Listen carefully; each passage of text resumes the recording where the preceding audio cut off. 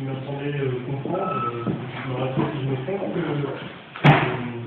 vous disiez que le fait que les femmes acceptent plus le travail permet, apporte de l'eau au mouvement des féministes et finalement permet de construire une sorte d'émancipation, un mot que vous avez montré, des femmes. Est-ce qu'il y a pas une sorte de paradoxe à considérer que il y aurait une émancipation des femmes de l'autorité du mari et du patriarcat pour se placer sous l'autorité du patron. C'est un paradoxal. S'il y a d'autres questions?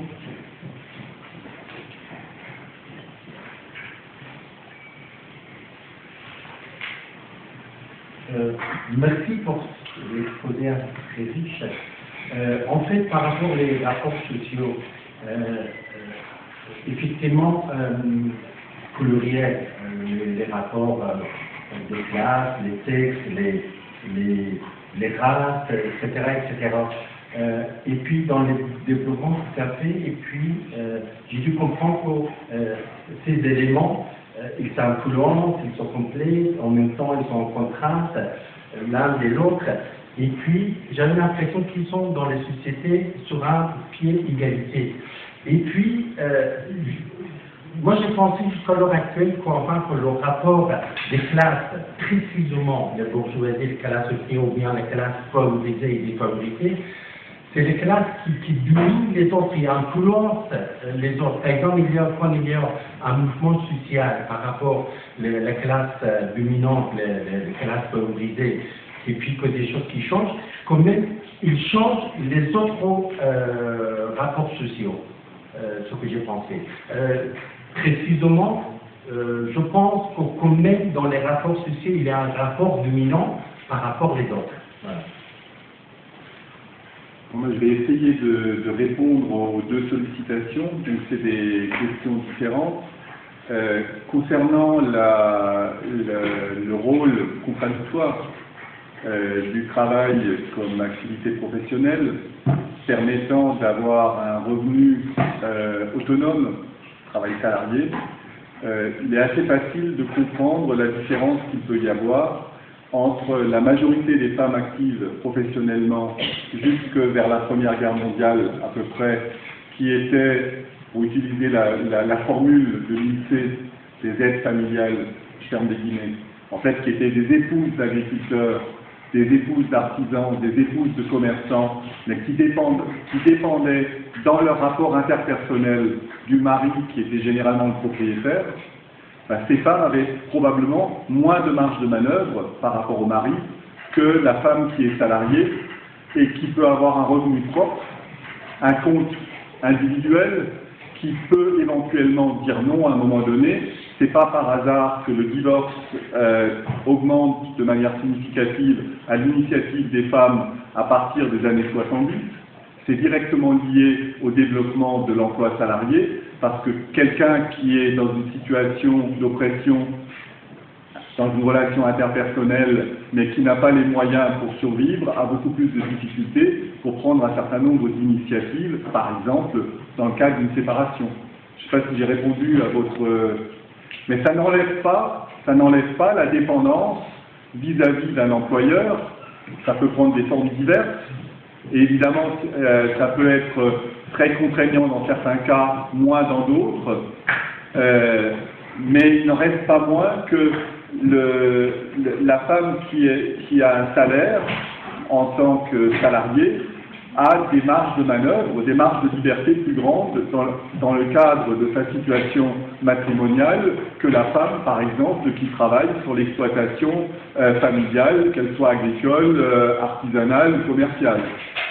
Vous voyez? Alors on pourrait développer. Alors l'autre question, une question évidemment intéressante, et c'était la grande question qui traversait la période des années 70 à l'époque du mouvement des femmes, dans la mesure où la quasi-totalité des organisations de gauche qui se reconnaissaient plus ou moins dans telle ou telle variante de ce qu'on appelait le marxisme, considérait qu'il y avait des rapports fondamentaux, des rapports sociaux fondamentaux, les rapports de classe, et que les rapports de sexe, c'était secondaire. Une fois que la révolution socialiste sera obtenue, forcément, les rapports de sexe, par exemple, se régleraient, deviendraient des rapports égalitaires, etc. On sait que c'est un peu plus compliqué que ça. Alors maintenant, quels sont les rapports sociaux fondamentaux? Il y a deux types de réponses qu'on peut donner. Et c'est volontairement que je n'ai pas abordé la question dans mon exposé. Premier type de réponse consiste à dire que nous sommes dans une société capitaliste qui est profondément marquée par les rapports de production capitalistes et que ces rapports de production capitalistes surdéterminent en quelque sorte tous les autres rapports sociaux. C'est une réponse qui est donnée par exemple par mon ami Alain Beer. La plupart des féministes qui reconnaissent qu'elles s'inscrivent dans, par exemple, cette forme d'influence marxienne, ont tendance à répondre que tout dépend. C'est pas sûr que ce soit forcément, dans tous les cas de figure, les rapports de classe qui soient déterminants. Ça dépend des situations concrètes précises. Peut-être que dans certaines situations concrètes précises, ce sont les rapports de génération qui jouent un rôle extrêmement important. Dans d'autres situations concrètes précises, ça peut être les rapports de sexe. Je vais déplacer ma réponse, ce n'est pas une réponse de Normand. Je suis pour ma part convaincu que dans la plupart des situations, il est absolument impensable d'oublier les rapports de classe. Mais pour autant, dans beaucoup de situations, il est aussi absolument impensable d'oublier, par exemple, les rapports de sexe. Et donc, je considérais que c'est un faux débat de vouloir savoir quels sont les rapports sociaux déterminants en dernière instance. De toute façon, la plupart des auteurs se revendiquant du marxisme dans cette époque considéraient que la question des rapports de sexe était secondaire. De ce point de vue, Bebel au XIXe siècle ou Engels était plus avancé, la plupart du temps. Je voulais prendre, j'ai oublié un point dans ma réponse.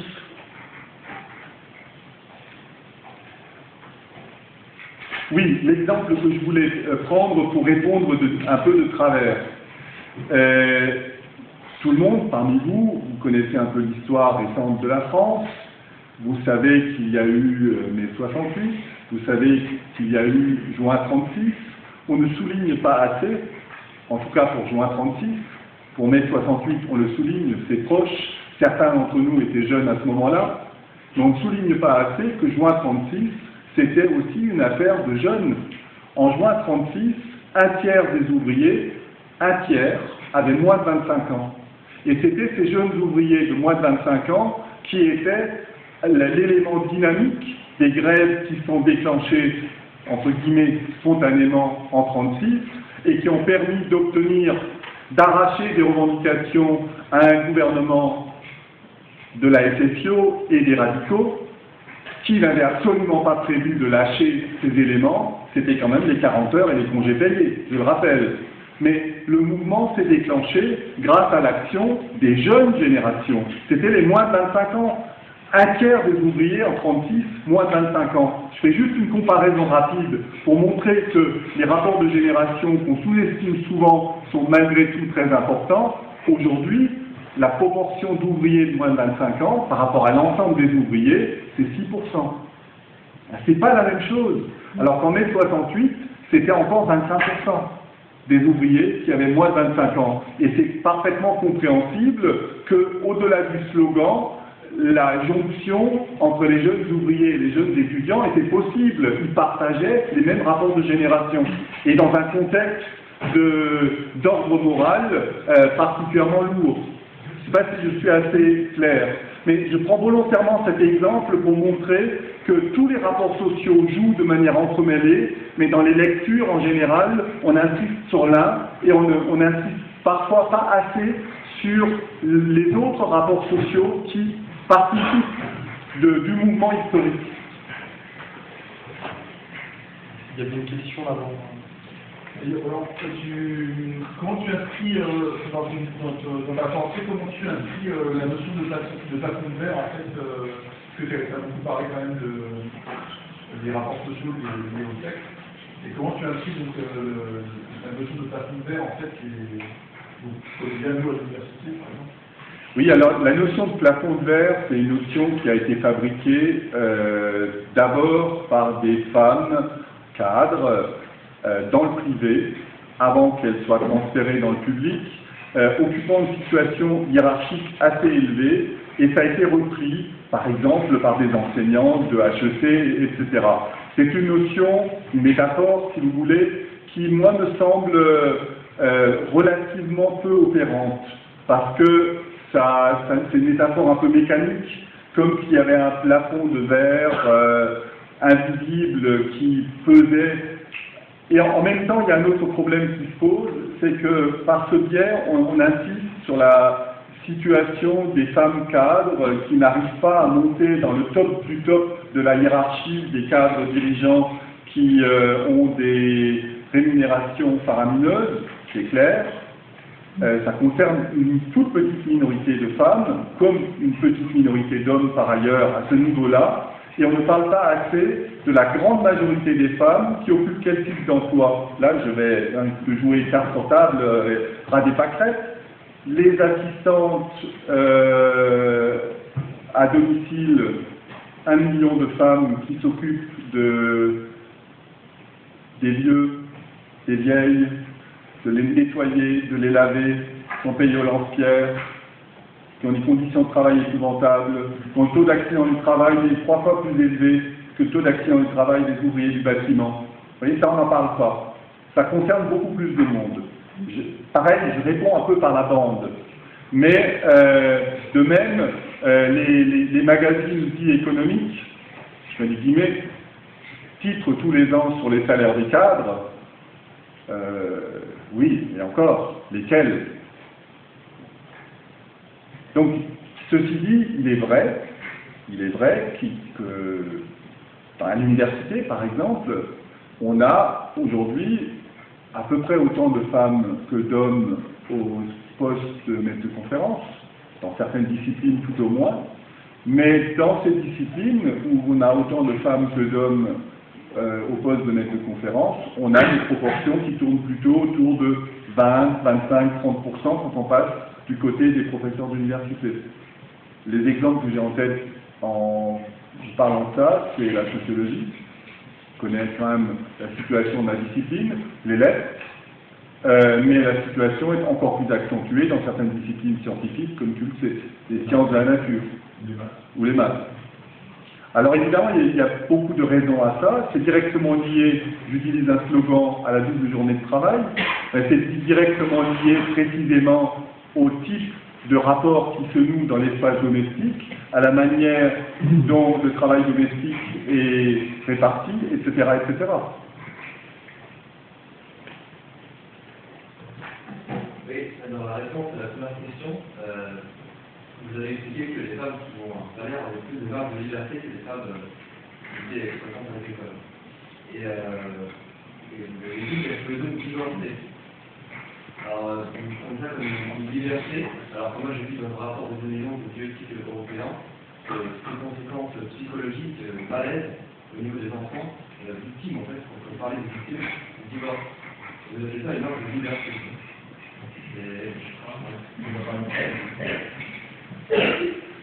Je veux bien réagir par rapport à la remarque que vous venez de faire. Il y a plusieurs points. Si on veut mettre l'accent sur la question du divorce, il est clair que les femmes sont beaucoup plus fréquemment à l'initiative des divorces que les hommes. Toutes les enquêtes le montrent. Même quand c'est des divorces par consentement mutuel qui sont mis en œuvre. Toutes les enquêtes montrent que, grosso modo, dans 75 à 80% des cas, ce sont les femmes qui sont à l'initiative. Comme si, et là, c'est prudent, comme si les femmes prenaient plus facilement certains types de décisions que les hommes, qui en règle générale se satisfont davantage de situations relationnelles dégradée en cherchant éventuellement d'autres manières de résoudre le malaise. Bon, ça c'est une première façon de répondre. La deuxième façon de répondre, c'est de dépasser la question simplement du divorce. Je ne suis pas durkheimien, y compris sur la question du divorce. Durkheim, par exemple, était contre le divorce par consentement mutuel, parce qu'il estimait que l'intérêt supérieur de la famille exigeait que les deux conjoints ne puissent pas avoir la main en ce qui concerne la décision de divorcer.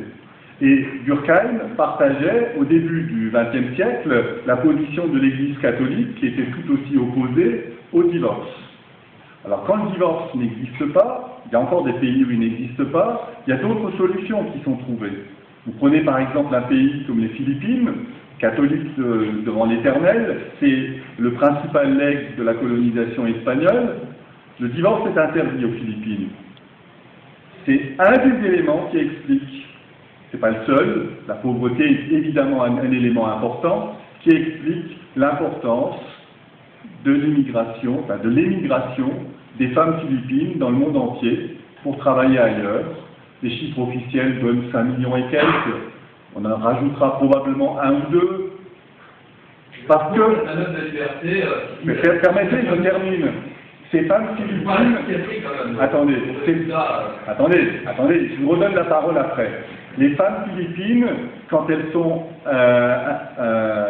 quand on les rencontre dans le cadre des enquêtes, elles expliquent que souvent c'était la seule manière de se séparer d'un mari avec qui ça n'allait plus. Éventuellement, elles se faisaient cogner, mais en tout cas, ça n'allait plus, la relation était dégradée. Et à ce moment-là, l'immigration permet de régler la question de la séparation dans un pays où le divorce n'est pas autorisé.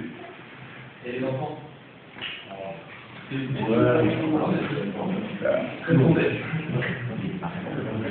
Permettez, j'ai pas fini ma réponse. J'ai commencé par répondre sur le divorce et qui prend l'initiative. Alors, marge de liberté. Est-ce que vous estimez qu'il vaut mieux, dans le cadre d'une relation dégradée, que l'époux et l'épouse mariés ne se séparent pas, donc ne divorcent pas, même si la relation est dégradée, pour le bien de l'enfant? J'en suis pas convaincu. Le bien commun de la famille, c'est une question. Merci, on va changer de question.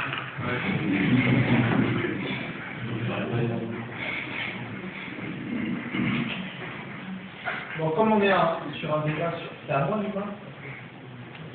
Merci. Comme on est sur un débat global, qui va s'apporter là, en tout cas, sur la domination des sexes, je voudrais faire un peu... Je voudrais avoir votre avis sur une question. Et donc, je fais une petite comparaison. En 1945, c'est le moment où les communistes sont les plus forts... en France de leur histoire. Et donc on va apparaître à cette époque des ouvriers qui se revendiquent anticommunistes. Parce que les communistes étaient comme tel, vraiment les représentants de la classe ouvrière. On va apparaître, pas pour être très clair, les forces ouvrières. Plus tard. Un peu plus tard. D'autres organisations. Et aujourd'hui, on a vu des femmes, notamment sur les réseaux sociaux, qui disaient « mais je ne suis pas féministe ». Moi, je pense que ça veut dire que ça correspond à un mouvement de voir des femmes apparaître comme antiféministes, un mouvement qui, à mon sens, va vers la libération et la fin de cette domination, de plus en plus fort, et on voit apparaître partout des interventions féministes. Je voulais avoir votre avis sur votre question. Je pense personnellement qu'on va vers des mouvements donc, de libération des femmes de plus en plus. Je voulais avoir votre opinion là-dessus. Un mouvement qui, à mon avis, va vers la libération des femmes, et en même temps, avec une réaction très forte, on l'a vu avec la manif pour tous, parce que si c'était contre les personnes homosexuelles, c'était aussi pour renvoyer l'image de la famille, où les femmes restent à la maison, et ne travaillent pas, un papa, une maman. Je veux avoir votre avis sur cette question. Je pense que c'est une question fondamentale et qui va être de plus en plus souvent. Alors, si je vous ai bien compris, ce que vous voulez savoir, c'est mon avis par rapport à l'existence dans la société de mouvements de réaction assez forts par rapport au fait que les rôles traditionnels des hommes et des femmes pèsent moins sur les unes et les autres. C'est bien ça que vous voulez, votre question. À mon sens... On dit sur en même temps des mouvements qui veulent libérer les femmes, et pas pour ça une très forte réaction. À mon sens, alors je l'interprète de cette manière, à mon sens, c'est d'abord et fondamentalement une peur même maladive de l'égalité. La peur de l'égalité entre hommes et femmes fait qu'il y a toute une série de courants qui vont revendiquer précisément la complémentarité, et ils le mettent au singulier, de l'homme et de la femme, mais sauf que tout discours sur la complémentarité cache toujours un discours hiérarchique, parce que la complémentarité, c'est en fait un masque de l'inégalité. Et ceux qui revendiquent précisément que les unes et les autres occupent leur rôle traditionnel, par exemple, rôle de femme, rôle de l'homme, avec tout ce qu'il y a derrière, l'espace public plutôt pour les uns, l'espace domestique plutôt pour les autres, ben, ça c'est un mouvement de réaction, me semble-t-il, au mouvement dans la société qui va dans le sens d'une plus grande égalité. Je suis pour ma part convaincu qu'aujourd'hui, de manière dominante, même si on est encore loin de l'égalité entre hommes et femmes, les rapports entre hommes et femmes sont plus égalitaires qu'ils ne l'étaient il y a 40 ou 50 ans. Et ça fait peur à certains. Et moi, je suis pour ma part persuadé que c'est l'égalité qui fait peur. Oui. Comment vous pouvez justifier que la fin des rapports sociaux est inégalité? Comment vous pouvez le justifier? Parce que c'est quand même... il y a un peu une bêtise en principe. Très simple, les rapports sociaux, comme je l'ai dit, rendent compte de tensions, de conflits dans la société autour d'enjeux. Et ces tensions, ces conflits aboutissent à la création de groupes hiérarchisés, où les uns sont en situation plus favorable que les autres. Et il est bien évident que les groupes qui sont en situation défavorable ne se laissent pas toujours faire et n'acceptent pas de gaieté de cœur cette situation défavorable. Et ces groupes défavorisés ont en général tendance à revendiquer non pas de prendre la place des autres et d'opprimer les autres, mais à revendiquer une situation égalitaire.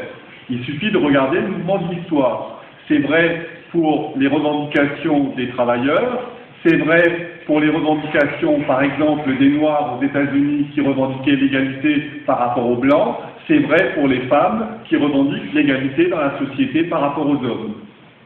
Donc ce n'est pas une pétition de principe, il faut regarder les mouvements de l'histoire. C'est quand même un peu utopique, parce qu'en soi, si, on va dire si la femme connaît devenir la dominante et l'homme le dominé, bah, l'homme qui sont tirés de dominer, il devrait dominer la femme. En fait, c'est une lutte perpétuelle et le lien social est fondé sur la lutte comme sur la haine. Et donc je ne suis pas du tout d'accord avec ça. Je n'ai pas dit ça du tout. C'est un petit peu ça, la lutte. Ah, pas du tout, je n'ai pas dit ça. La lutte est fondée sur la haine. Or, je ne suis pas du tout d'accord là-dessus. Moi, je ne déteste pas mon voisin. Je ne dis pas, il est moins bien que... Il est meilleur que moi, donc j'ai envie de le renverser. C'est ridicule. La haine, quand même, le moteur de je n'ai pas dit ça du tout. Oui, non, c'est quand même c'est votre interprétation, c'est que vous déformez ce que je viens de dire. Alors, c'est pour moi. Mais je vous dis que vous déformez ce que je viens de dire. Mais merci. Il y a une question en haut.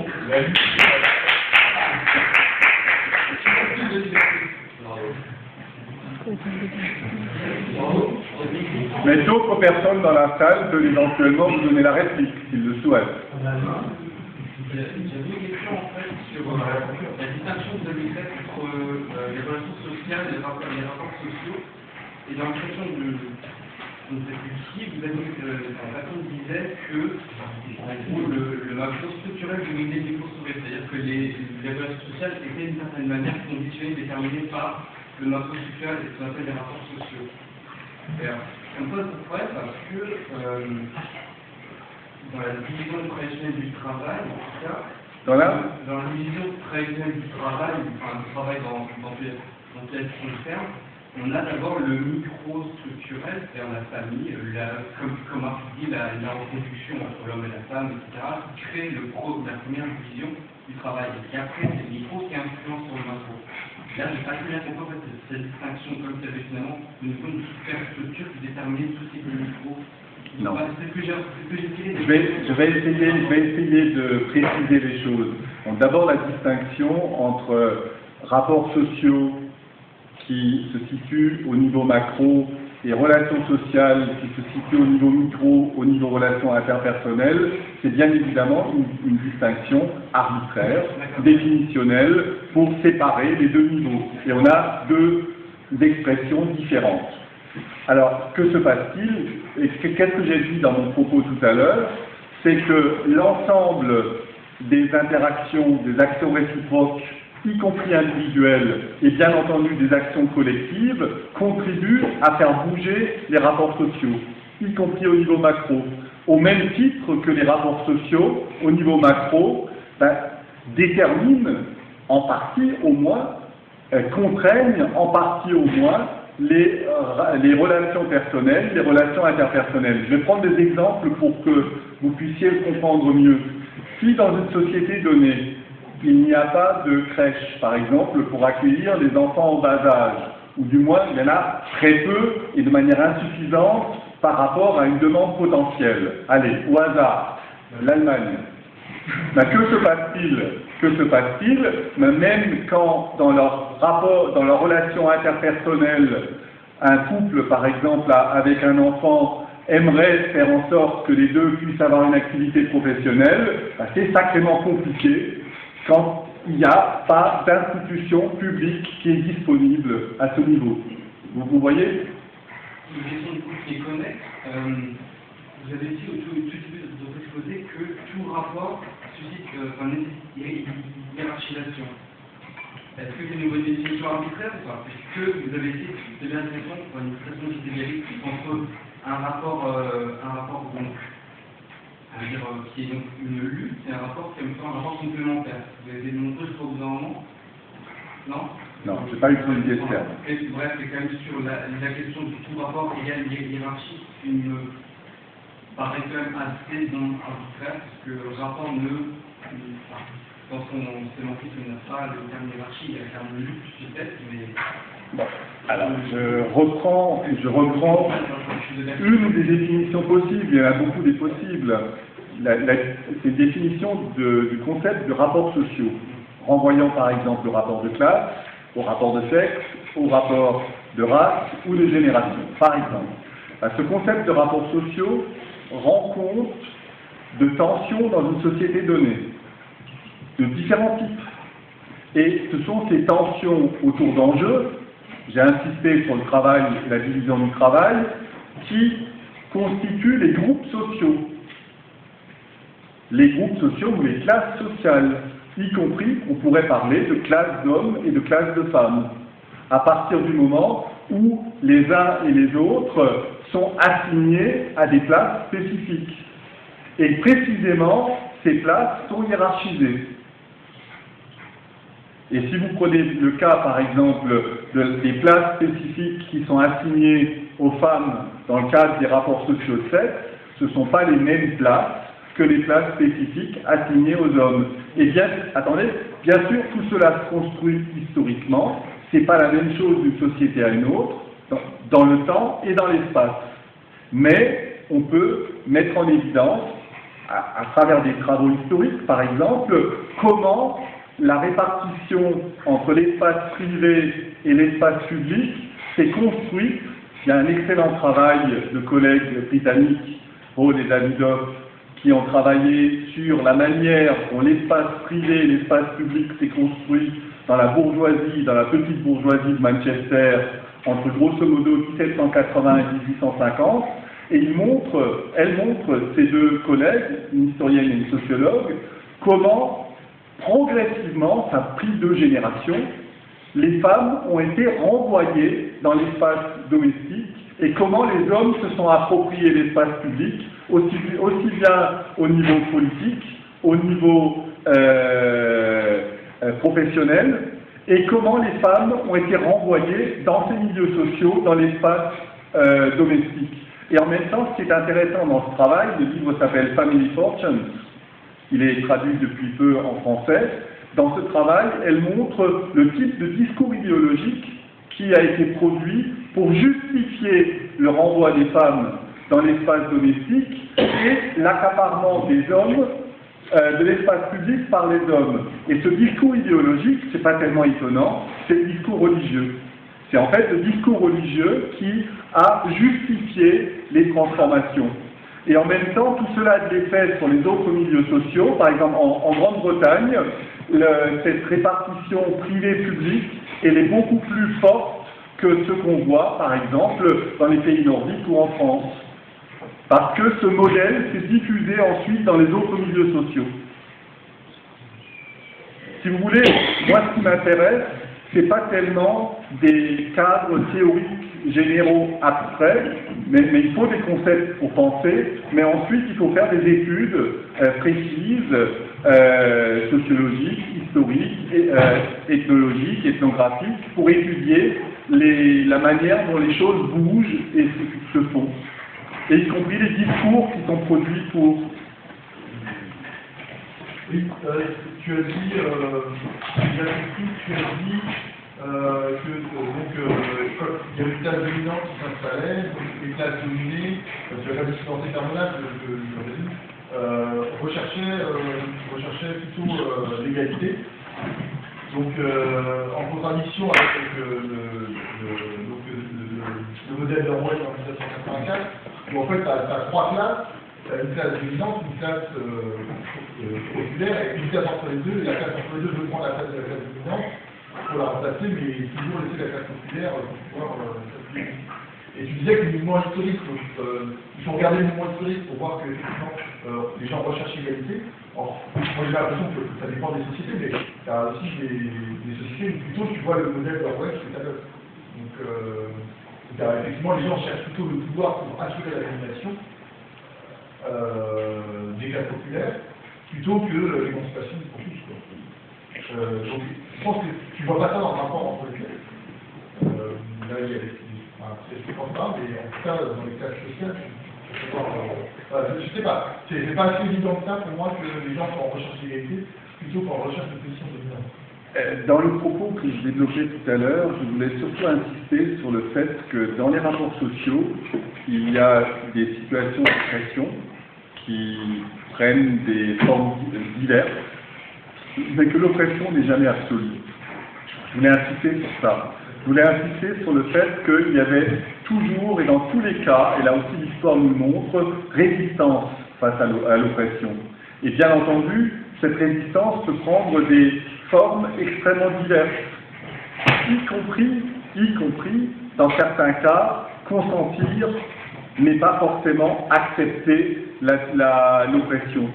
Dans certains cas, consentir, c'est parce que le rapport de force est tellement dégradé qu'il n'y a pas moyen de faire autrement. Donc il faut être très prudent. Mais la résistance, je l'avais dit à un moment donné sous cette forme, la résistance est toujours présente, au moins potentiellement. Évidemment, elle ne s'exprime pas toujours immédiatement, et elle ne s'exprime pas toujours sous la même forme. De même, quand on parle de lutte, la lutte n'est pas toujours ouverte. La lutte peut très bien être sourde. Mais là, on peut prendre des exemples historiques en prenant en compte l'ensemble des rapports sociaux que j'ai mentionnés. Mais en raisonnant sur des exemples historiques, c'est beaucoup plus clair. C'est pour ça qu'il faudra en mobiliser davantage. Juste derrière. Oui, sur les rapports du sexe, c'est quelque chose, on est tous d'accord avec ça, on a réussi à s'émanciper en trouvant un emploi intérieur au travail. J'ai l'impression qu'elle s'est surtout émancipée au niveau domestique, et qu'en même temps, elle a changé quand même un rapport de soumission vis-à-vis du mari qui avait le pouvoir économique, soit un rapport de soumission au patron. Et donc la question c'est est-ce qu'il y a gagné et est-ce que ça ne serait pas en train de masquer le vrai problème qu'on a à l'heure actuelle? Bien sûr.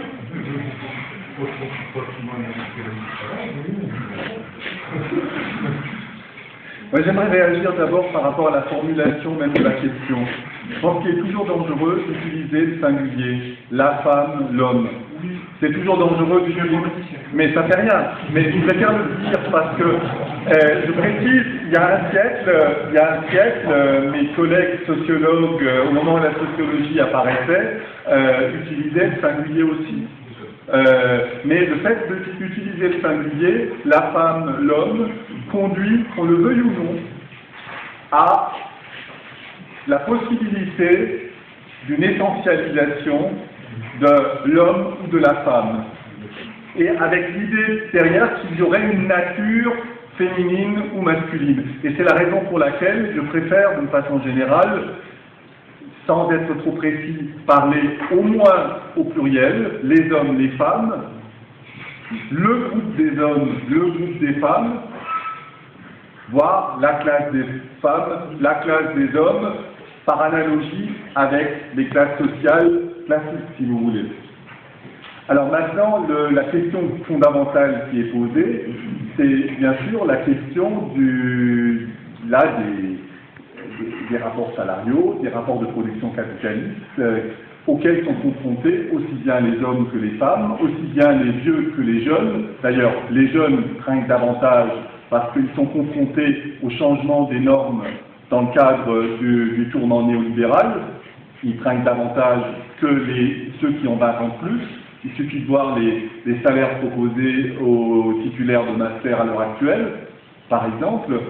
De même que les vieux craignent davantage aussi parce qu'on les vire, parce qu'ils ne seraient plus assez productifs. Vous voyez que prendre en compte l'articulation des rapports sociaux n'est pas totalement anodin dès qu'on veut faire des études fouillées de situations précises. De même, j'ai parlé des aides à domicile ou des auxiliaires de vie à domicile, c'est à 99% des femmes. Et c'est de plus en plus des femmes étrangères, y compris sans papier, parce que c'est un travail extrêmement dur, très mal payé, que personne ne veut faire. L'objectif de toutes celles qui rentrent dans ce secteur, c'est de le quitter le plus tôt possible, de passer un concours, par exemple, d'aide-soignante pour pouvoir travailler dans une collectivité, parce que dans une collectivité, les choses sont moins dures que d'être confronté de manière isolée à une situation de travail, avec éventuellement une charge lourde à porter, avec éventuellement une situation difficile qu'on rencontre quand on ouvre la porte, quand le vieux ou la vieille chez qui on va s'est levé la nuit et est tombé, est mort dans le couloir et il faut tout nettoyer, et on est tout seul à encaisser le choc psychologiquement, et quand ça arrive 2-3 fois dans l'année, c'est pas rien. Je détaille là volontairement parce que récemment il y a une excellente thèse qui a été soutenue, qui a été publiée sur ce sujet qui est très riche, et une autre tout aussi excellente qui a porté davantage sur les maladies professionnelles de cette catégorie et les accidents du travail.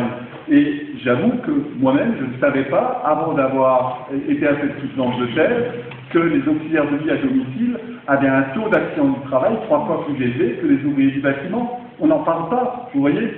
On parlera du plafond de verre, des femmes cadres. Mais bon, ça concerne beaucoup plus de monde.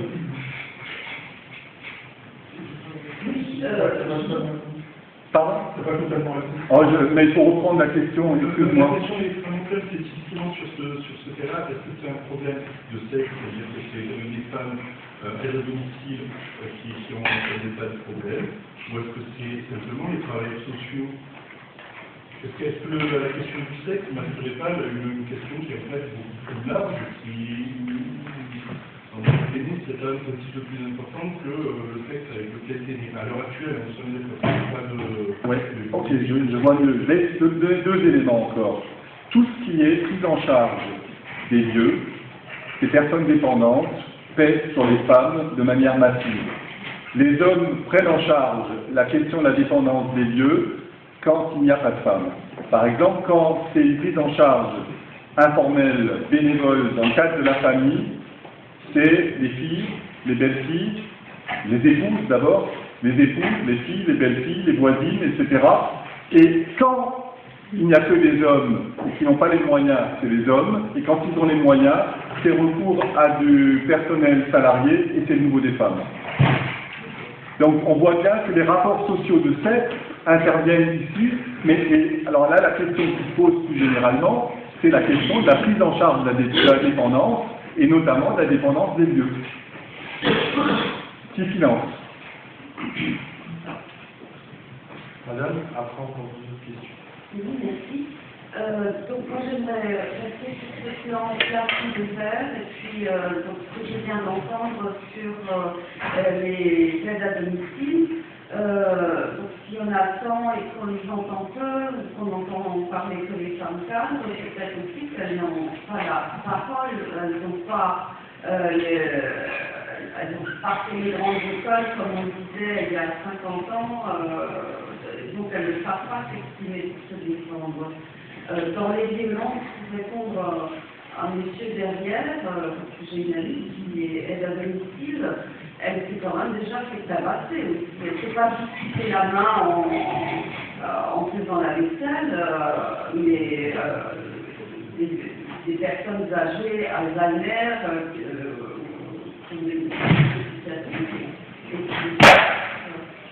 mais après l'histoire du plafond de verre, je considère, de mon opinion, que c'est une réalité,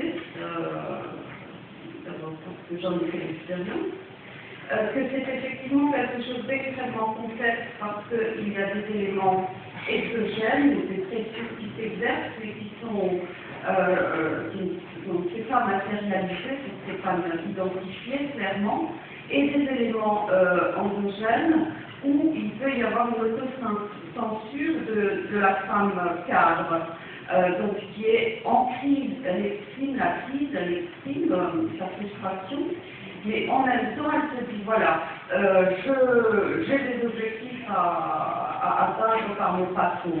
J'ai de la concurrence, j'ai à élever 2 gamins, je m'occupe plus que mon mari à la maison du fameux travail, comment vous l'appelez, ou alors même s'il y a la machine à laver, d'accord, c'est la machine qui le fait, mais c'est pas le mari qui partage.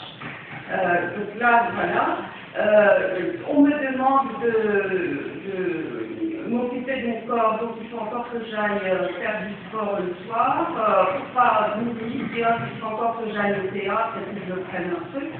Après, on me dit que dans le cadre de la parité, il faut qu'il fasse de la politique, il faut qu'il se présente comme adjoint au maire, et au bout d'un moment, elle se dit elle-même, bon ben maintenant ça va, quoi. Et c'est peut-être elle qui dit, bah vous les mecs, allez courir vers la WC, et moi, maintenant, j'arrête là et là, et je ne vais pas plus loin. Et donc là, on n'est pas dans le renversement, je veux sa place, mais il y a parfois une réflexion qui est plus écologique de la part d'une femme cadre, où elle fait des choix, bon, qui sont critiquables, mais c'est quelque chose d'écologique au niveau du vital, par rapport à l'homme qui court jusqu'à la beauté. Vous avez une question? Donc la question, j'aimerais, voilà, vous disiez que c'était extrêmement fou cette histoire de plafond de verre. Ce que vous pensez de cette hypothèse, donc de ces éléments où il y a l'autocensure de la femme qui fait aussi qu'elle ne traverse pas le plafond? Toutes les enquêtes montrent que ce qu'on appelle le plafond de verre existe, incontestable. Et ça, c'est plus ou moins fort et plus ou moins développé selon les secteurs. Mais ça existe incontestablement, il n'y a aucun doute là-dessus. Que ce soit à l'université ou dans le privé. Alors, si je prends l'exemple des cadres du privé, il y a en fait différents types de fonctions de cadre. On voit très, très clairement qu'il y a 2 types de fonctions où les femmes sont rentrées massivement et où les femmes recrutent des femmes. C'est en RH et en qualité.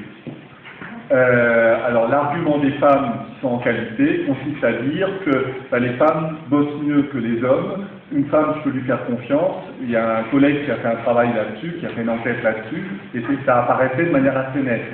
Mais incontestablement, ça existe, je ne conteste pas ça du tout. Simplement, ce que je conteste un petit peu, c'est le côté opératoire de la métaphore du plafond de verre. Mais il est tout à fait évident, pour prendre une autre figure, que si on prend des niveaux concernant les professions, niveau mieux payé, niveau d'études plus élevé, mieux considéré, etc., plus on monte, moins la proportion de femmes est importante. Et ensuite, il y a des niches où elles peuvent se trouver. Alors, l'autre remarque que vous faisiez, que je trouvais tout à fait intéressante, c'est de rappeler qu'effectivement, les hommes sont d'une certaine manière souvent beaucoup plus aliénés, parce que complètement mono, c'est boulot, ils fonctionnent que dans cette seule sphère, alors que les femmes, par la force des choses, sont amenées à fonctionner au moins dans deux sphères quand elles travaillent. Pardon ? Non, c'est un constat. Là, j'utilise tout simplement le fait que, par exemple, notamment, on va prendre l'exemple des cadres dans le privé, les hommes accepteront beaucoup plus facilement des horaires atypiques que les femmes. Et y compris dans le public, par exemple dans les pays nordiques, en Suède, ils ont décidé à un moment donné, quand il y avait plus de femmes dans les ministères, etc., plus de femmes à l'Assemblée nationale, de ne plus faire de session de nuit. Et de permettre aux gens de rentrer chez eux. Les horaires, ça joue un rôle. Hein. Le fait d'être taillable et d'être corvéable à merci en termes d'horaire, et vous parliez de courir vers l'AVC, c'est tout à fait ça. Au final, quand la liberté a donné des concepts de rapport social, de bousculer, de transformer ces rapports sociaux, au final, si vous voulez, c'est détruire. C'est là votre liberté, en fait. C'est ça ? Je ne comprends pas votre intervention.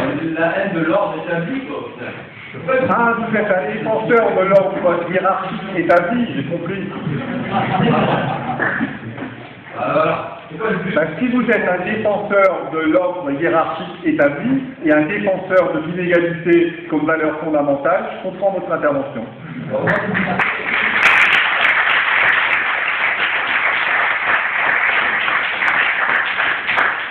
Comment vous pouvez croire en marxisme quand il y a 60 millions de morts dans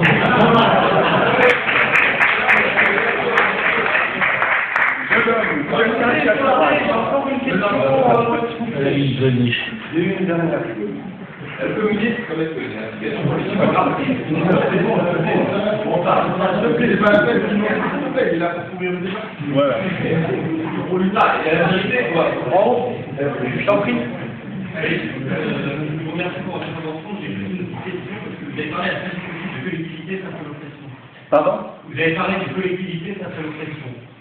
Et d'accord, moi j'aimerais vous poser une question sur en quoi l'égalité va nous permettre aujourd'hui de contrer une autre oppression qui est importante, c'est celle de l'oppression économique. Quand il y a une usine qui ferme par jour, quand il y a 6 millions de chômeurs officieusement, officiellement il y a 3 millions, justement, est-ce que ce discours de déstructuration, bon, vous nous faites une sorte de déstructuration et des groupes sociaux et des individus, vous comprenez que ça échoppe la dictature, la lutte entre les individus. Et justement, est-ce que la l'expression de la famille, qui était quand même, je sais que c'est très réel, mais c'est quand même le dernier vaisseau de défense au capital, la libération de la femme, l'avortement, les salaires, les luttes subalternes et dérisoires par rapport à la réelle oppression, qui aujourd'hui est en train de trouver un pays, à cause justement de vos méthodes, de vos débats futiles, est-ce que l'égalité aujourd'hui est un projet de société de ce vous le pensez d'ailleurs, sûrement, mais est-ce que l'égalité est aujourd'hui l'arme principale pour lutter contre la contraction économique dont les Bruxelles et Washington aujourd'hui pour contrer la ruine du pays? Est-ce que c'est le principal objet de lutte aujourd'hui? Oui, c'est une question.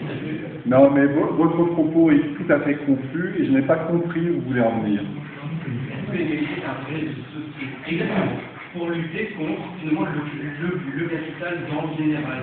Et donc tout ce que ça implique. Si vous voulez que je sois très clair, l'égalité est une valeur qui pour moi est tout à fait fondamentale et que l'égalité permet précisément aux hommes et aux femmes de s'épanouir et permet la diversité parce que c'est précisément l'inégalité qui enferme les uns et les autres dans des rôles et dans des cadres oppressifs et déterministes, mais une société égalitaire, pour moi, est incontestablement plus intéressante parce que permettant l'épanouissement des êtres humains. Contrairement à la nature, quoi. Bravo. Une question avant. Merci de Et après on arrête. Je termine. Déjà, je tiens à souligner que, bon, malgré le fait qu'apparemment, vous avez fait ça de la destruction de la famille, de son malgré ça, on va faire 7 millions d'appartements. Combien d'appartements? 7 millions. Ok, c'est ça, mais qu'on va avancer, on va pas. 220 000 morts, enfants morts. Ta gueule, on a ta gueule, c'est pas que tu vas avancer ta voix, ok? Qu'est-ce que tu parles? Il y a des mecs qui viennent des femmes, les hommes viennent des femmes. On croit bien, là. Non, mais c'est pas bien, putain.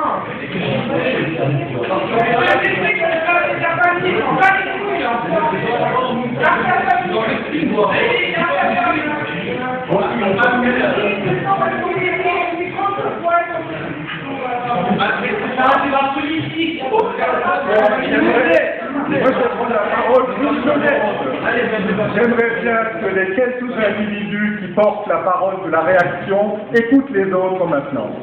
S'il vous plaît. Mais merci d'être intervenu, en tout cas. Donc, malgré toutes vos choses, tous vos péchés, merci pour cette conférence. Je voulais souligner une chose que je crois qu'il y a évidemment rien de naturel dans la société humaine, notamment qui prouve que le patriarcat n'a pas toujours existé et que le rôle des femmes a changé dans l'histoire. Prouve-le, ça a toujours existé.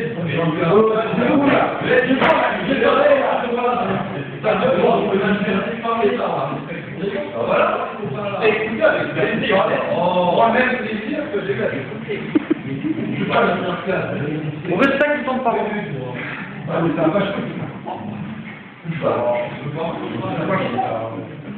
S'il vous plaît, disons.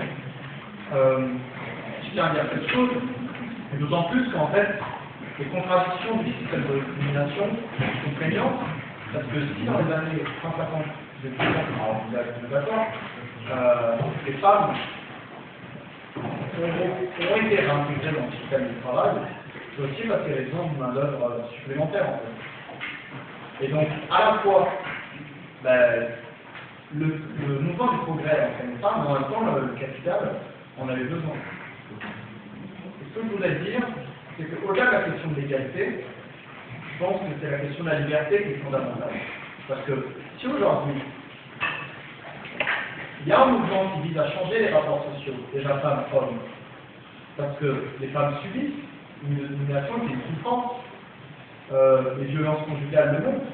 On a parlé du divorce tout à l'heure, mais le fait de pouvoir ne pas appartenir à un homme, que ce soit son père ou son mari, c'est fondamental parce que ça libère de nombreuses souffrances. De même, le fait d'être libre dans le travail et de sortir de ces rapports sociaux-là, c'est la souffrance au travail, c'est la souffrance qu'ont subi des millions de personnes toute leur vie. Je voulais simplement souligner que rien n'est figé,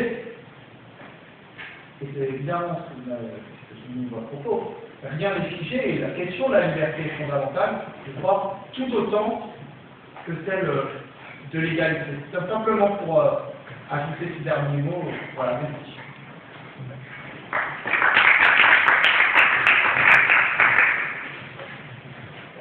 Merci. Merci d'être venu à tous.